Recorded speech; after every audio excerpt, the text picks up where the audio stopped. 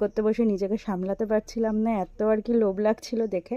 আর এত ভালো লেগেছে খেতে, ঠিক দুপুরবেলাটা মেখে নিয়ে বসছিলাম, তো অসম্ভব ভালো লেগেছে খেতে। প্রিহানি বলেছে যে আমাকে একটুখানি আম মাখা করে দাও, কিন্তু প্রিহানি একটুও মুখে দেয়নি। ও আর কি কাঁচা আম, মানে শুধু আমটাই আর কি বসে বসে একটু খেয়েছে।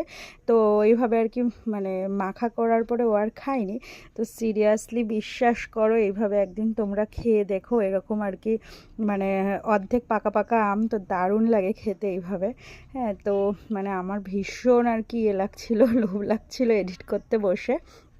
তো ফাইনালি মাখার পরে এরকম একটা লুক এসছে, কি দারুণ লাগছে বলো দেখতে। তো আমি আর ওয়েট করিনি, বসে একদম বসে গামলা নিয়ে বসে পড়েছি।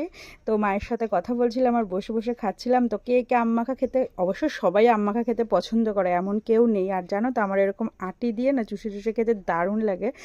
তো চলো সবাই ভালো থেকো, সুস্থ থেকো। ভিডিওটা ভালো লাগলে অবশ্যই লাইক কমেন্ট শেয়ার করে দিতে। চলো টাটা।